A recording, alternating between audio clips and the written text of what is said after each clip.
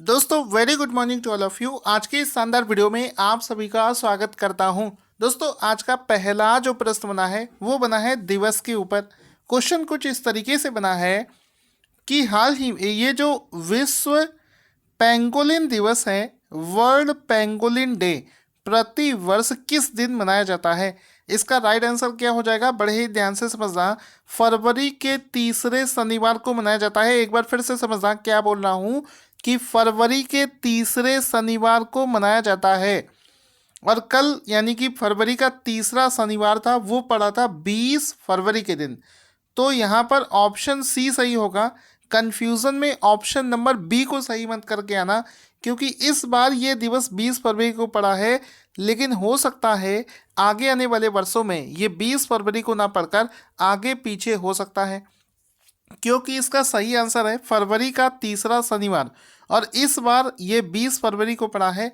तो 20 फरवरी को ये दिवस मनाया गया है। यहाँ पर आप देख सकते हैं पेंगोलिन, यहाँ पर पेंगोलिन आपको दिख भी रहा होगा और यहाँ पर नीचे देखो लिखा है 20 फरवरी 2021 वर्ल्ड पेंगोलिन डे, जो कि हर साल फरवरी के तीसरे शनिवार को मनाया जाता है। इस बार ये जो दिवस मनाया गया है यह इसका 10वां संस्करण था जिसको मनाया गया है। दोस्तों जैसा कि आप सभी जानते हैं जनवरी का महीना हो चुका है और जनवरी के कुछ ऐसे दिवस जो कि एग्ज़ाम में बार बार पूछे जाते हैं। प्रवासी भारतीय दिवस ये हर साल 9 जनवरी को मनाया जाता है और इसका जो थीम है वो था आत्मनिर्भर भारत में योगदान। इसी प्रकार से नेशनल यूथ डे हर साल 12 जनवरी को मनाया जाता है और इसका जो थीम था वो था channelising youth power for nation building. इसके बाद में आप देख सकते हो राष्ट्रीय सड़क सुरक्षा महीना हर साल 18 जनवरी से 17 फरवरी तक मनाया जाता है। वर्ल्ड लॉजिक डे 14 जनवरी को, आर्म्ड फोर्सेस वेटरन डेज 14 जनवरी को, इंडियन आर्मी डे 15 जनवरी को, पराक्रम दिवस 23 जनवरी को, राष्ट्रीय बालिका दिवस 24 जनवरी को मनाया जाता है। इंटरनेशनल डे ऑफ एजुकेशन 24 जनवरी को मनाया जाता है। उत्तर प्रदेश की स्थापना 24 जनवरी को। नेशनल वोटर्स डे 25 जनवरी। नेशनल टूरिज्म डे ये भी 25 of January. International customs day ये 26 जनवरी को मनाया जाता है। तो ये वो दिवस हैं जो कि जनवरी के दिवस जो कि आपको याद होने चाहिए। इसके बाद में दोस्तों अगला प्रश्न बनेगा कि 82वीं senior national table tennis championship 82nd senior national table tennis championship में महिला एकल का खिताब किस खिलाड़ी ने जीत लिया है? तो इसका राइट आंसर हो जाएगा ऑप्शन नंबर ए, यानी कि भारत की बहुत ही फेमस टेनिस प्लेयर जिनका नाम है Manika Batra. Table tennis player Manika Batra ने हाल ही में महिला सिंगल्स का जो खिताब है उसको जीत लिया है। कौन से? 82nd यानी कि 82वीं नेशनल टेबल टेनिस चैंपियनशिप में इसका खिताब जो है मनिका बत्रा ने जीता है। ऑप्शन नंबर ए इसका राइट आंसर हो जाएगा। मनिका बत्रा का आप फोटो देख सकते हैं जिन्होंने इस खिताब को जीत लिया है। इसके बाद में अगला प्रश्न बना है गो इलेक्ट्रिक अभियान, गो इलेक्ट्रिक कैंपेन किसके द्वारा शुरू किया गया है? तो इसका देखो राइट आंसर क्या हो जाएगा। ये जो अभियान है इसको हाल ही में नितिन गडकरी जी के द्वारा शुरू किया गया है। ऑप्शन नंबर डी इसका राइट आंसर हो जाएगा। तो हाल ही में नितिन गडकरी ने go electric campaign, go electric अभियान को शुरू किया है। ऑप्शन नंबर डी इसका राइट आंसर हो जाएगा। ये एक तरीके का अभियान है जिसमें कि भारत के अंदर में इलेक्ट्रिक उत्पाद, इलेक्ट्रिक से चलने वाले जो उत्पाद हैं, बैटरी से चलने वाले उत्पाद हैं, उनको बढ़ावा दिया जाएगा। इनमें से आपका इलेक्ट्रिक के इक्विपमेंट्स हो गए, कार हो गई, बाइक हो गई, साथ ही साथ में खाना बनाने के लिए भी इलेक्ट्रिक इक्विपमेंट का यूज़ करना इसमें शामिल किया गया है। तो इसमें आप देख सकते हैं लॉन्चिंग के समय का फ़ोटो देख सकते हैं जिसको हाल ही में नितिन गडकरी जी ने लॉन्च किया है। और यहाँ पर आप इसका ये भी देख सकते हैं बैनर लिखा है launch of go electric campaign. 19 फरवरी को इसको लॉन्च किया गया था और इसमें हम लोग देखेंगे कि तीनों चीज़ें यानी कि ईवी चार्जिंग इंफ्रास्ट्रक्चर, मोबिलिटी और इलेक्ट्रिक कुकिंग, इन तीनों चीज़ों को बढ़ावा यहाँ पर इस अभियान के तहत दिया जा रहा है। आगे चलते हैं। हाल ही में किस समूह ने बिग बास्केट में 68% हिस्सेदारी को खरीदने का समझौता कर लिया है? आंसर हो जाएगा टाटा समूह। ऑप्शन नंबर ए इसका राइट आंसर हो जाएगा। ये जो टाटा समूह है, ये अब जो बिग बास्केट वाला सेगमेंट होता है, तो उसमें बिग बास्केट नाम की कंपनी है, उसमें इसने 68% हिस्सेदारी को खरीद लिया है। तो इसका एक फ़ोटो देख सकते हैं यहाँ पर। ये टाटा ग्रुप और बिग बास्केट के बीच में ये एक तरीके से ग्रॉसरी का होम डिलीवरी करने वाली ये सर्विस है। और इसके साथ में ये जो डील है, ये 9,500 करोड़ रुपए में संपन्न हुई है।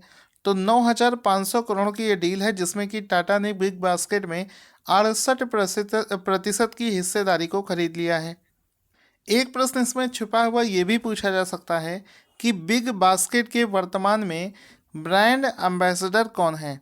तो इस समय अभिनेता शाहरुख खान जो हैं, ये बिग बास्केट के ब्रांड एम्बेसडर हैं। और जब से लॉकडाउन लगा था कोविड के समय में, बिग बास्केट हो गई, ग्रोफर हो गई, फ्लिपकार्ट हो गई, अमेजन हो गई, ये जो सर्विसेज हैं, इन सभी ने दोगुनी ग्रोथ अचीव करी है। तो यहाँ पर ये इनके लिए अच्छी बात है। अगले क्वेश्चन पर चलने से पहले आपसे बोलना चाहूँगा कि हमारा जनवरी 2021 का पीडीएफ अगर आप लोग लेना चाहते हैं तो वीडियो के डिस्क्रिप्शन में लिंक है, वहाँ से जाकर आप उसे खरीद सकते हैं। क्वेश्चन बनेगा कि हाल ही में एक रिपोर्ट के अनुसार भारत का कौन सा एकमात्र शहर tree city of world, tree cities of the world में शामिल किया गया है? तो दुनिया भर के ऐसे शहरों की एक लिस्ट बनाई जा रही है जहां पर सबसे ज़्यादा ट्री हैं। ऐसे मामलों में यहाँ पर इंडिया का जो एकमात्र शहर शामिल किया गया है वो है हैदराबाद। तो ऑप्शन नंबर 20 का राइट आंसर हो जाएगा कि हैदराबाद को इसमें शामिल कर लिया गया है। ऑप्शन नंबर 20 का राइट आंसर हो जाएगा। अब इसमें आप देख सकते हैं लिखा है Hyderabad is tree city of the world, यानी कि दुनिया के जो tree city of the world है उसमें भारत का एकमात्र शहर जिसको शामिल किया गया है वो है हैदराबाद। अब इसमें देखेंगे जिस रिपोर्ट में ये सारी चीज़ें निकलकर सामने आई हैं कि कौन से देश का कौन सा शहर शामिल किया गया है, इसको Food and Agriculture Organization FAO के द्वारा तैयार किया गया है। किसके साथ मिलकर? एक फाउंडेशन है जिसका नाम है आर्बर डे फाउंडेशन। तो आर्बर डे फाउंडेशन और FAO ने मिलकर इस रिपोर्ट को बनाया है, जिसमें कि भारत से हैदराबाद को शामिल किया गया है। अगर हम लोग दुनिया के ऐसे देश देखें जिनके सबसे ज़्यादा शहर शामिल हैं, तो सबसे ज़्यादा शहर के मामले में पहले स्थान पर आता है यूनाइटेड स्टेट्स, जिसके 38 शहरों को शामिल किया गया है। दूसरे स्थान पर आता है कनाडा, जहाँ के 15 शहरों को शामिल किया गया है। तीसरे स्थान पर आता है UK, जहाँ के 11 शहरों को शामिल किया गया है। और भारत की तरफ से मात्र एक शहर हैदराबाद को शामिल किया गया है। अगले क्वेश्चन की तरफ मूव करते हैं। क्वेश्चन बनेगा कि हाल ही में किसने UNEP के द्वारा सम्मानित एशिया पर्यावरण प्रवर्तन पुरस्कार 2020, अच्छे से देखेंगे इंग्लिश में, एशिया एनवायरमेंटल इन्फोर्समेंट अवार्ड 2020 प्राप्त कर लिया है? तो UNEP United Nation Environment Programme के द्वारा ये जो अवार्ड है ये WCCB यानी कि wild life crime control bureau, वन्य जीव अपराध नियंत्रण ब्यूरो को प्रदान किया गया है। वन्य जीवों के प्रति बढ़ता जो अपराध है उसको कम करने के लिए ये संस्था काम करती है। और इसने ही वर्ष 2020 का एशिया एनवायरमेंटल इन्फोर्समेंट अवार्ड जो है वो जीत लिया है। तो ऑप्शन नंबर ए इसका राइट आंसर हो जाएगा। इसमें आप देख सकते हैं कि WCCB receives Asia environmental enforcement award 2020। तो WCCB ने इसको जीत लिया है। ये पिछले 3 सालों में 2 बार इस अवार्ड को जीत चुका है। अगर इसमें ये पूछा जाए कि ये जो अवार्ड है ये WCCB संस्था को किस कैटेगरी में दिया गया है, तो इसको ये अवार्ड इनोवेशन कैटेगरी के तहत प्रदान किया गया है। कभी कभी ये वाले पॉइंट्स भी एग्जाम में पूछ लिए जाते हैं। अगला प्रश्न बनेगा कि मृदा स्वास्थ्य कार्ड दिवस यानी कि सॉइल हेल्थ कार्ड डे प्रति वर्ष किस दिन मनाया जाता है? इसका राइट आंसर हो जाएगा एवरी ईयर 19 फरवरी को, हर साल 19 फरवरी को, ऑप्शन नंबर सी इसका राइट आंसर हो जाएगा।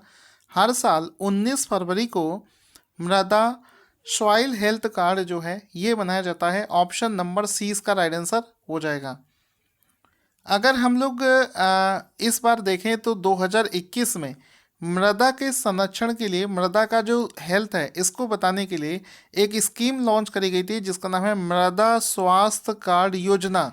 इसके 6 वर्ष पूरे हो गए हैं। तो ये भी आपको याद रखना है कि प्रधानमंत्री मोदी जी के द्वारा लॉन्च करी गई एक योजना जिसका नाम था मृदा स्वास्थ्य कार्ड योजना। इसके वर्ष 2021 में कितने वर्ष पूरे हो गए हैं? तो इसके 6 साल पूरे हो गए हैं। इनमें से किसानों के लिए कार्ड बनाया जाता था जिसमें कि उनकी जो ज़मीन है उसकी किस तरीके से उपजाऊ क्षमता है इसके बारे में बताया जाता था। अब इसमें हम लोग देखेंगे कि इस योजना को प्रधानमंत्री मोदी ने लॉन्च किया था। क्वेश्चन नंबर 1, कब लॉन्च किया था? 19 फरवरी 2015 को लॉन्च किया था। कहाँ से किया था?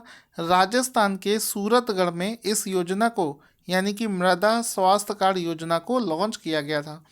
तो ये सारे पॉइंट्स हैं जो कि आपको याद रखने हैं। घुमा फिरा कर यही सब पूछा जाता है। रेगुलर बेसिस पर अगर वीडियो देखोगे तो विश्वास मानो एक भी क्वेश्चन आपका गलत नहीं होने वाला है। क्वेश्चन बनेगा कि टाइम 100 नेक्स्ट 2021 की लिस्ट में कितने भारतीय मूल के व्यक्तियों को शामिल किया गया है? तो ये जो लिस्ट बनाई गई है इसमें 5 भारतीय मूल के व्यक्ति हैं जिनको शामिल किया गया है। ऑप्शन नंबर डी इसका राइट आंसर हो जाएगा।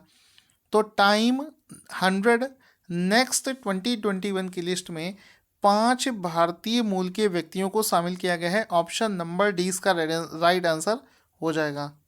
इस बार इस लिस्ट में, ये जो लिस्ट है इसका दूसरा संस्करण लॉन्च किया गया है। इससे पहले मात्र एक बार इस तरीके का संस्करण लॉन्च किया गया था जिसके बाद में दूसरा संस्करण लॉन्च किया गया है।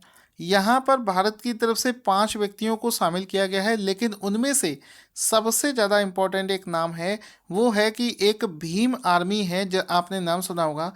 भीम आर्मी के प्रमुख यानी कि चीफ चंद्रशेखर आज़ाद, और 5 चंद्रशेखर आज़ाद को इसमें शामिल किया गया है। दोस्तों यहाँ पर एक छोटा सा करेक्शन करेंगे। करेक्शन ये है कि यहाँ पर अगर हम लोग पूछें कि इस लिस्ट में कितने भारतीयों को शामिल किया गया है तो यहाँ पर ये करेक्शन होगा, इसको मैं पीडीएफ में चेंज कर दूंगा।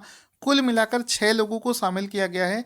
इनमें से एक हैं चंद्रशेखर आज़ाद। ये नाम सबसे ज़्यादा इम्पोर्टेंट है जो कि इस समय न्यूज़ में ज़्यादा चल रहा है। इसके अलावा जो 5 भारतीय मूल के व्यक्ति हैं उनका भी नाम दे रखा है।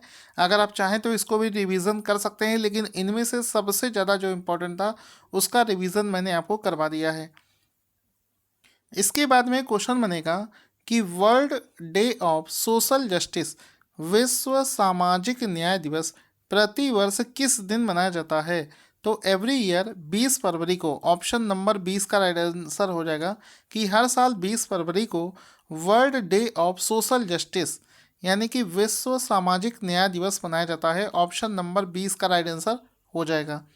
अब इसमें हम लोग देखेंगे कि 20 फरवरी को हर साल world day of social justice मनाया जाता है। ऑप्शन नंबर 20 का राइट आंसर हो जाएगा। अगर हम लोग देखें वर्ष 2021 की जो थीम है वो क्या थी, तो वो थी डिजिटल अर्थव्यवस्था में सामाजिक न्याय के लिए आह्वान, यानी कि a call for social justice in the digital economy. ये इसकी वर्ष 2021 के लिए थीम हो जाएगी, जो कि आपको पता होना चाहिए कि हर साल 20 फरवरी को ये दिवस मनाया जाता है जिसका नाम है world day of social justice. इसके बाद में क्वेश्चन बनेगा कि बांग्लादेश के उच्चतम न्यायालय के लिए भारत ने किस नाम से एक अनुवाद सॉफ्टवेयर यानी कि ट्रांसलेशन सॉफ्टवेयर विकसित किया है? तो आंसर हो जाएगा अमार वाशा। ऑप्शन नंबर ए इसका राइट आंसर हो जाएगा कि बांग्लादेश के उच्चतम न्यायालय ने अमार वाशा नाम से एक ट्रांसलेशन सॉफ्टवेयर को विकसित किया है, और ये बांग्लादेश के लिए भारत के द्वारा विकसित किया गया सॉफ्टवेयर है, इस वजह से मोस्ट इम्पॉर्टेंट है। तो अमार वाशा इसका नाम है। आप देख सकते हैं कि वीडियो कॉन्फ्रेंसिंग के माध्यम से एक मीटिंग ऑर्गेनाइज की गई थी इसी के ऊपर, और ये जो सॉफ्टवेयर है ये आर्टिफिशियल इंटेलिजेंस पर आधारित है और ये इंग्लिश लैंग्वेज को बांग्ला लैंग्वेज में कन्वर्ट करेगा। और इस सॉफ्टवेयर को भारत ने डेवलप किया, ये तो मैं आपको बता चुका हूँ, बांग्लादेश के उच्च न्यायालय के लिए। लेकिन इसको भारत की कौन सी संस्था ने विकसित किया है? तो इसको भारत की एक स्टेप फाउंडेशन नाम से संस्था है, उसके द्वारा इसको विकसित किया गया है। बांग्लादेश की बात करें तो कैपिटल है ढाका, प्रेसिडेंट का नाम है अब्दुल हामिद, प्रधानमंत्री का नाम है शेख हसीना। दोस्तों आज का क्वेश्चन जिसका आंसर आपको देना है कि वर्ष 2021 के लिए आईपीएल का टाइटल स्पॉन्सर किसे घोषित किया गया है?